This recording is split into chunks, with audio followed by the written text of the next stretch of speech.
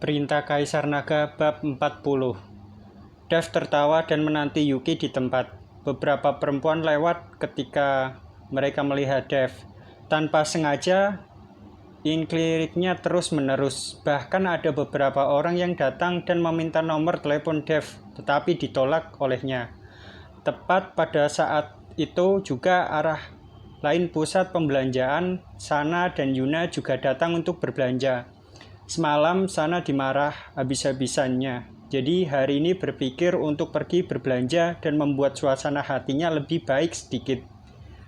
Sana cepat lihat ke sini. Di depan ada pria yang tampan. Bagian belakang tubuhnya saja sudah terlihat sangat menarik. Yuna berkata kepada Sana dengan antusias.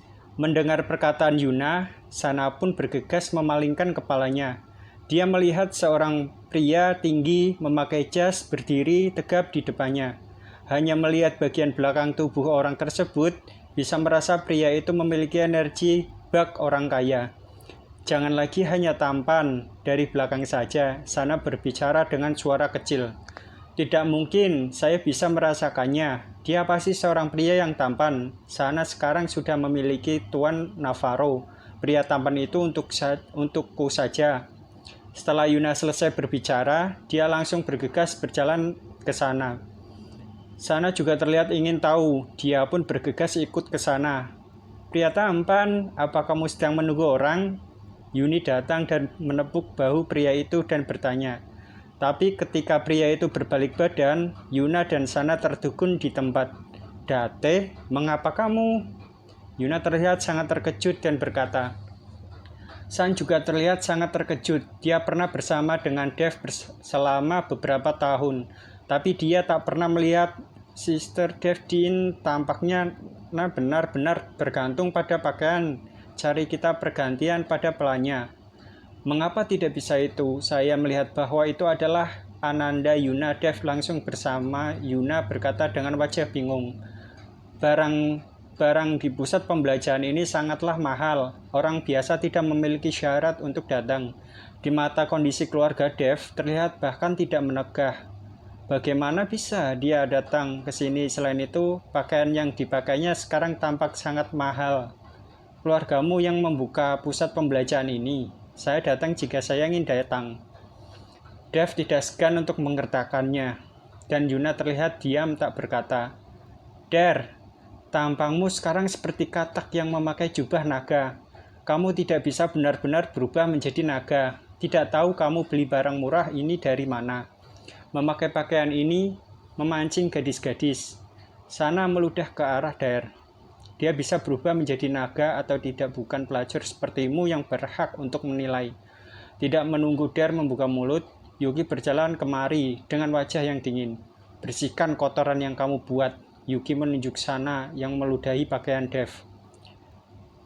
Velia Tuki Sana meneringis di matanya. Dibandingkan dengan Yuki, dia bukan apa-apa. Yuki adalah wanita terkaya di kota Surau, tapi di depan begitu banyak orang di dalam pusat pembelanjaan, dia memarahinya pelacur dan memintanya untuk membersihkan pakaian Dev. Tentu saja Sana tidak senang. Kamu jangan berbicara terlalu sinis. Jangan menggertak orang hanya karena kamu adalah nona muda dari keluarga Tanaka. Sana berusaha untuk menjaga harga dirinya. Sana bilang untuk membersihkannya. Kamu tidak dengar. Kamu bilang, jika saya menamparmu 2 kali, apakah Navarro berani datang mencariku? Wibawa Yuki jelas mendorong Sana turun, membuat tubuh Sana terlihat sedikit gemetar. Sana tahu bahwa jika Yuki menamparnya, itu tidak akan terjadi apa-apa. Navarro tidak mungkin karena dia berpaling muka dengan keluarga Tanaka. Dev menatap Sana dengan sedikit senyum. Dia tidak mengatakan sepatah kata pun, tapi tatapannya penuh dengan cibiran. Saya akan bersihkan. Melihat itu, Yuna buru-buru mengeluarkan tisu dan menggantikan Sana membersihkannya untuk Dev. Siapa kamu? Apakah pacarku bisa sesuka hatinya disentuh olehmu? Yuki mendorong Yuna. Yuria malu dan wajahnya terlihat merah. Dia sama sekali tidak berani bersuara. Sana juga tidak berani untuk memprovokasi Yuki.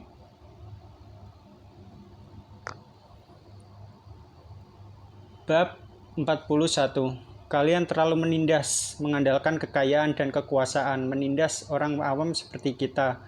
Semuanya cepat kemari, lihatlah, nona muda Tanaka menindas orang. Sana tidak akan mau membersihkan pakaian Dev. Dia masih belum mampu memaafkan. Selama ini Dev yang menuruti semua keinginannya, mematuhinya. Sekarang mendadak harus tunduk padanya. Dia tidak bisa saat ini pura-pura lemah, berharap mendapatkan rasa iba dan bantuan dari orang-orang sekeliling. Plak! Di saat Sana mencari bantuan dari orang sekitar, Yuki melangkah maju dan melayangkan sebuah tamparan tanpa basa-basi yang langsung membuat Sana terbengong. Jangan banyak omong, saya ingin kau bersihkan sekarang juga. Yuki berkata pada Sana dengan nada suara yang tidak bisa dibantah.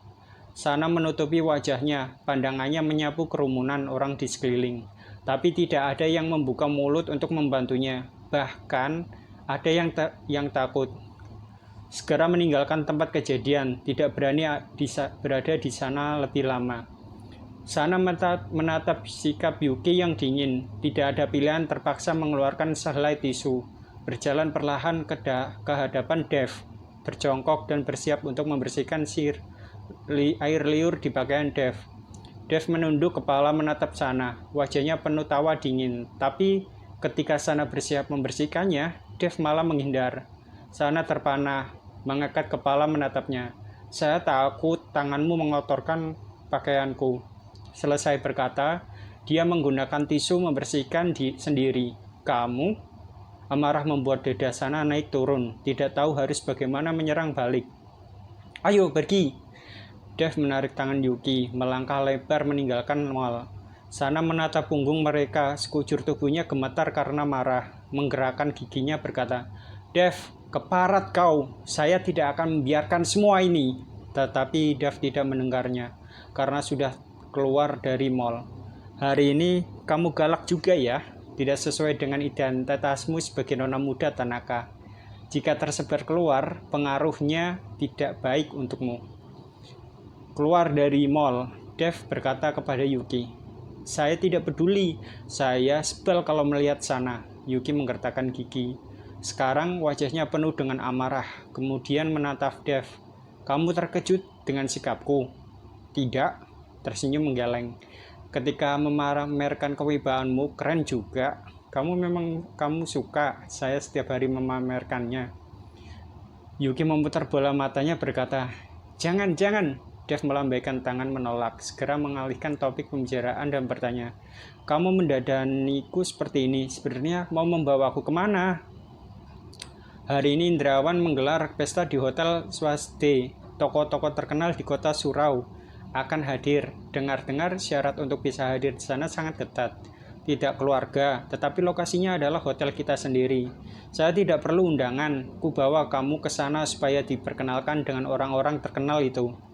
Yuki tidak berbahasa basi lagi, mengatakan sejujurnya kepada Dev. Dev tertawa, tak berdaya setelah mendengarnya. Indrawan menggelar pesta ini memang untuknya. Sekarang Yuki malah ingin diam-diam membawanya ke sana. Apa yang lucu? Ya, kukatakan itu benar. Dan kali ini Indrawan menggelar pesta dengan kabar burung. Tujuannya untuk mengenalkan seseorang teman pada para bos. Sekarang saya menebak-nebak siapakah teman Indrawan itu. Kamu tahu berapa banyak orang yang ingin hadir dalam pesta kali ini, tetapi tidak layak dan tidak memiliki kesempatan kalau bukan karena digelar Hotel Swasde. Saya juga tidak memiliki kesempatan membawamu masuk. Kamu harus melakukan yang terbaik. Yuki mengingatkan Dev. Baik, saya pasti melakukan yang terbaik. Dev tersenyum. Tidak memberitahu kebenaran padanya, ingin memberinya kejutan. Tanpa disadari, Dev merasakan hatinya mengalami perubahan terhadap Yuki. Walaupun mereka berdua tidak mengatakan apapun, tetapi bisa merasakan sesuatu, hanya tidak diungkapkan saja. Bab 42. Rumah sakit Surau. Robert terburu-buru datang, langsung melempar setelan jas kepada Navarro. Pakai baju ini, ikut aku. Ayah, saya sedang dalam masa penyembuhan, mau kemana? Navarro bertanya bingung. Membawa menghadiri sebuah pesta, ucap Robert. Tidak mau Pengalaman tanganku patah, sekarang sedang pemulihan, menghadiri pesta apa? Navarro tidak tertarik setelah mendengarnya. Dia pernah menghadirinya banyak pesta, paling-paling makan, minum, saling memuji. Harus mengenakan jas yang formal, dia enggan pergi. Keparat, kamu tahu kali ini siapa yang menggelar pesta ini? Indrawan Pratomo, semua tokoh terkenal dari kota Surau akan hadir. Kali ini kamu harus melakukan dengan baik. Di kemudian hari bisnis keluarga kita akan jatuh ke tanganmu. Tidak boleh gagal. Robert memukul kepala Navarro sambil berkata, mendengar pesta ini digelar oleh Indrawan, Navarro tidak berani bersuara lagi. Terburu-buru mengganti pakaian, tetapi karena lengannya patah, dia tidak bisa melakukannya sendiri. Mana kasihmu? Dia tidak di sini menjagamu. Pergi kemana? Suruh dia membantumu ganti baju. Pukul 11 siang di Hotel Saswade. Tidak boleh telat, saya masih ada urusan lain. Setelah berkata, Robert pergi. Navarro memeriksa jam, tidak berani berlama-lama. Langsung menelepon sana menyuruh segera kemari. Pukul 10:30 tengah hari, di depan Hotel Saswade penuh dengan mobil mewah. Tokoh cokol terkenal dari dunia politik dan bisnis sudah mulai berdatangan. Mereka saling menyapa, lalu dengan memegang undangan di tangan, berjalan memasuki hotel. Tetapi anak buah dan anggota keluarga hanya boleh menunggu di luar hotel. Pesta kali ini, Indrawan hanya mengundang kepala keluarga atau para pemimpin. Tujuannya supaya mengurangi jumlah pesta-pesta. Jika terlalu ramai dan ribut, dia takut Dev akan bosan. Dengan tangannya yang patah, Navarro digandeng sana sampai di lokasi. Sesampai di sana, mereka begitu banyak bos besar. Jantung sana berdetak keras karena terlalu bersemangat. Kamu berdiri di sini saja, jangan membuat keributan. Yang datang kali ini bukanlah orang awam. Robert mewanti-wanti Navarro. Ayah, saya tidak masuk. Wajah Navarro bingung, menyuruhnya kemari, tetapi tidak mengizinkannya masuk. Omong-omong, pesta kali ini yang diundang hanya kepala keluarga atau para pemimpin. Apakah kamu layak? Ucap Robert sambil melototi Navarro. Navarro langsung merasa agak kesal. Tidak mengizinkan masuk? Jadi untuk apa suruh saya datang? Saya sudah hampir mati kepanasan. Mendengar ucapan Navarro, Robert benar-benar ingin menendangnya. Banyak orang-orang yang sedang menunggu di luar. Apakah mereka semua juga orang bodoh? Ini adalah kesempatan yang sangat langka. Berkenalan dengan lebih banyak orang, memberikan keuntungan pada perusahaan. Sayangnya, Navarro hanya tahu berfoya-foya, tidak memikirkan yang lain. Kuperingatkan kamu, jika saya keluar tidak menemukanmu, kuhentikan uang sakumu setengah tahun. Robert mengancam Navarro, dia takut Navarro tidak senang lalu pulang ke rumah. Mendengar akan menghentikan uang sakunya setengah tahun, Navarro bergetar ketakutan. Segera mengangguk, saya tidak pergi, saya akan di sini saja. Dengan lega, hati Robert memasuki hotel Navarro dan sana hanya bisa berjemur matahari di depan pintu hotel. Saat ini, Dev dan Yuki tiba. Kamu tunggu saya di sini. Saya atur dulu. Nanti kita diam-diam masuk dari pintu belakang. Setelah turun dari mobil, Yuki berkata pada Dev. Dev mengangguk. Yuki pergi mengurus sesuatu. Dev berdiri di sana merasa agak bosan. Para tamu yang datang adalah kalangan atas.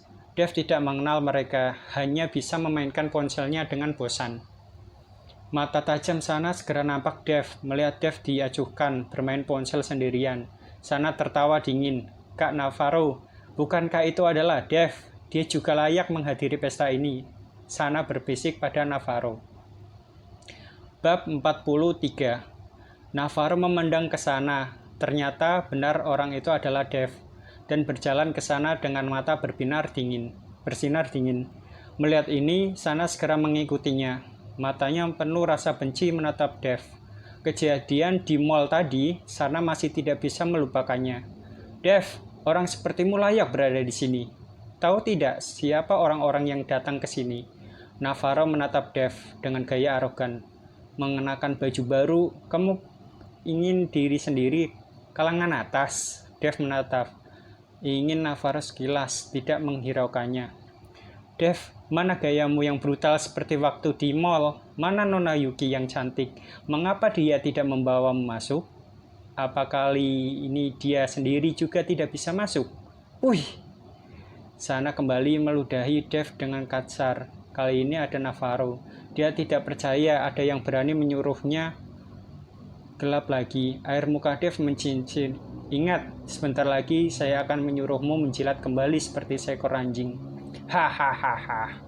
Wih, Sana tertawa terbahak-bahak lalu meludah sekali lagi. Kamu kira siapa kamu? Menyuruhku menjilat kembali. Kamu hanyalah seorang tahanan kerja. Apa hebatnya? Semuanya lihatlah, seorang tahanan kerja mengenakan pakaian rapi, ingin menghadiri pesta.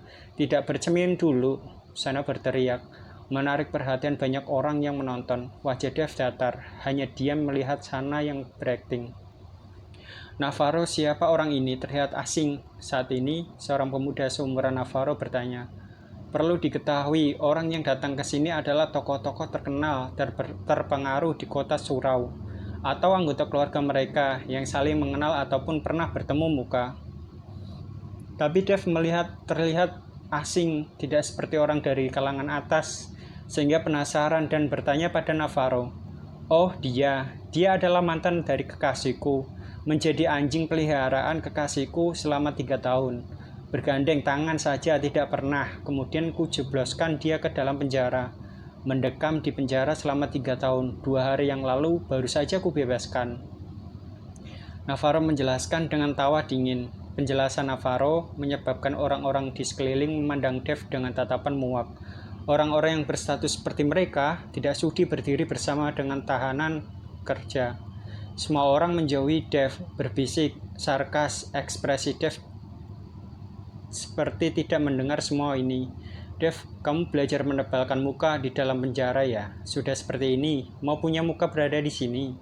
Sana melihat Dev saja segera berkata dengan ekspresi dingin. Dev, saat ini Yuki sudah selesai mengatur berjalan kemari. Ketika melihat Sana dan Navarro, langsung menyengritkan alis. Untuk apa kalian berdua di sini?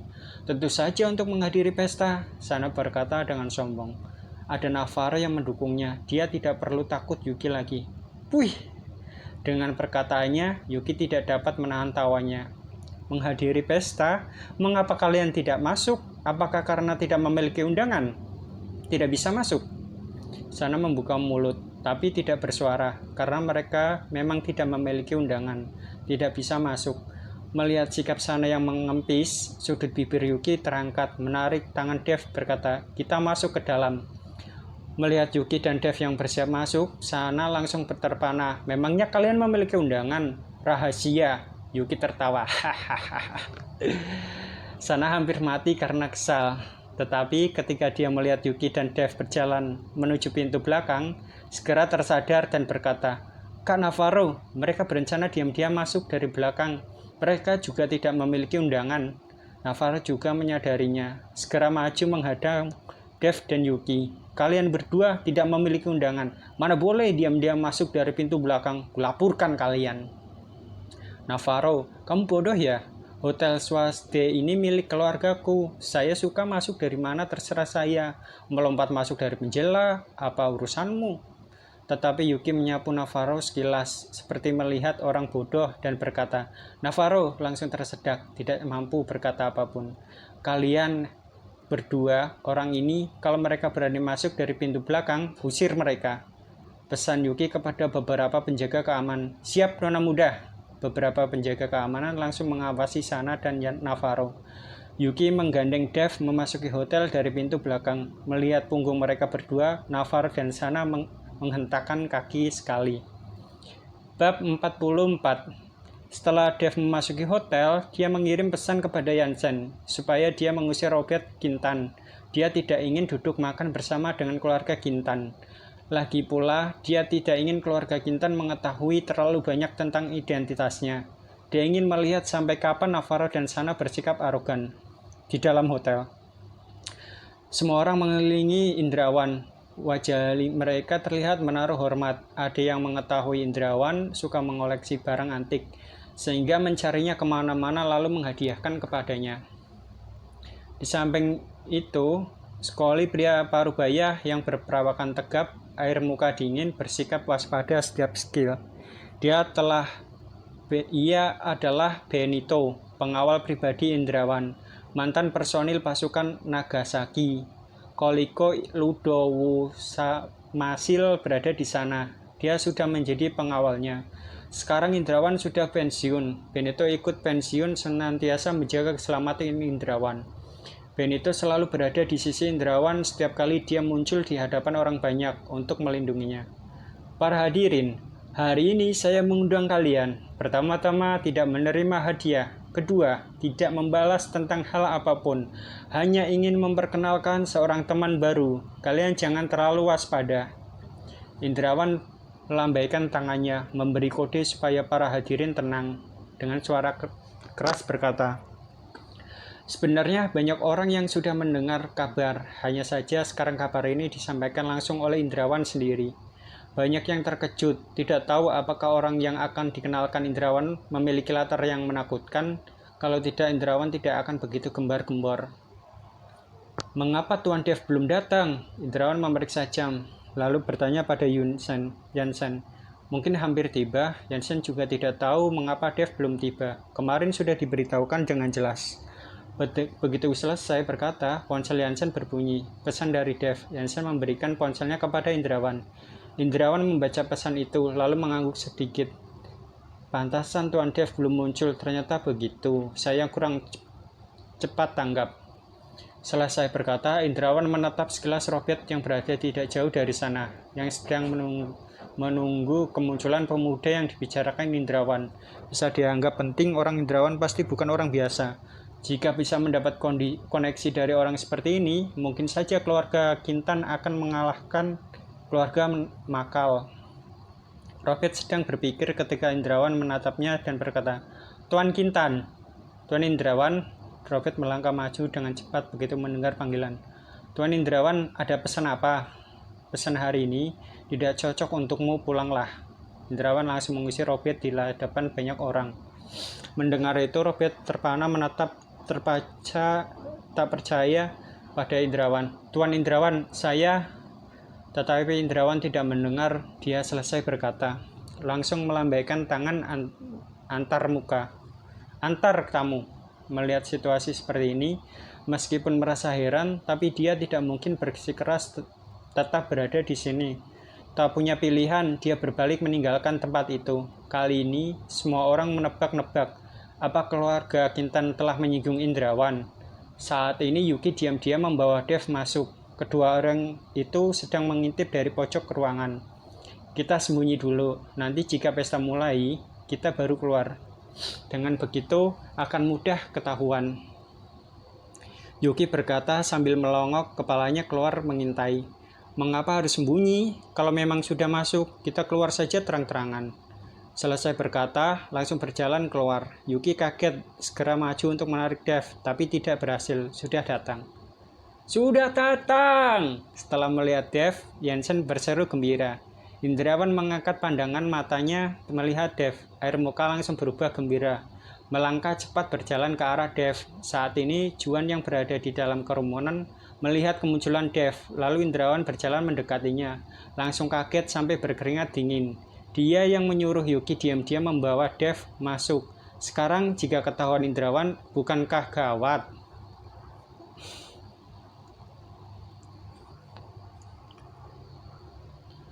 Bab 45.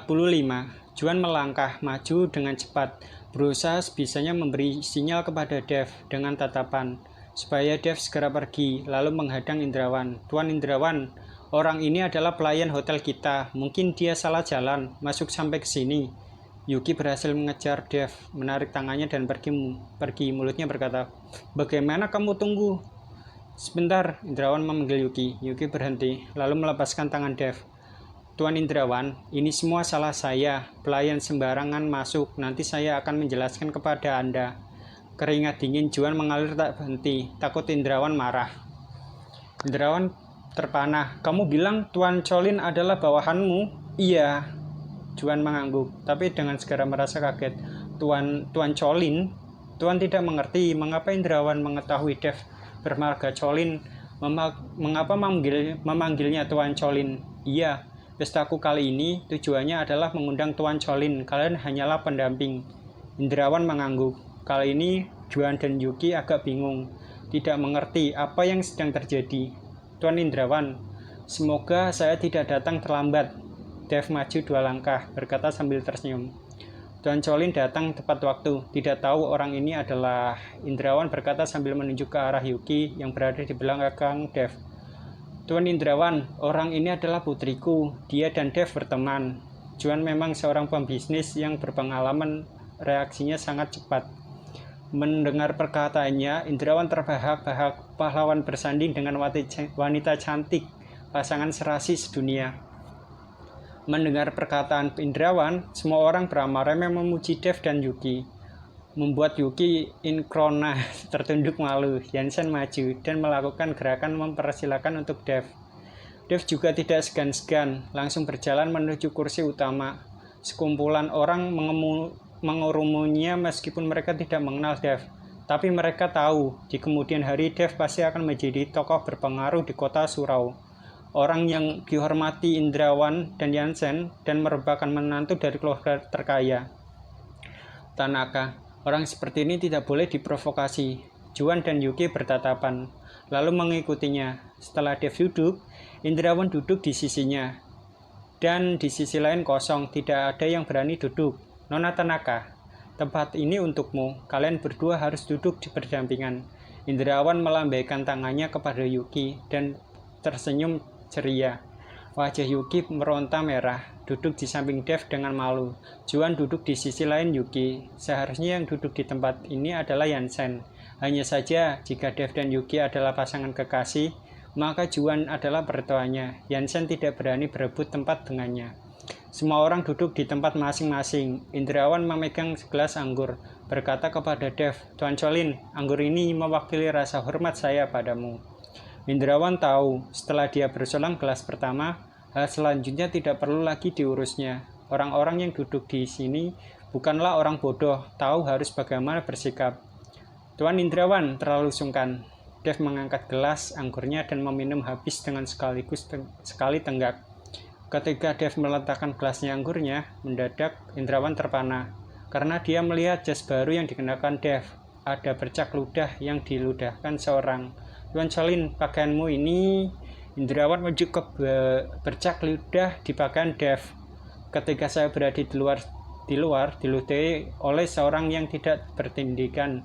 Dev berkata datar, siapa yang bernyali besar berani meludahi Tuan Colin? Air Robert memancarkan kemarahan, tatapannya menyapu kerumunan yang orang banyak. Perlu diketahui, orang-orang yang berada di luar adalah anggota keluarga dari mereka yang duduk di sini. Karena itu tatapan Indrawan meneliti orang-orang yang sedang duduk di tempat. Saat ini, setiap orang langsung was-was, dalam hati berdoa. Semoga pelakunya bukan anggota keluarga mereka.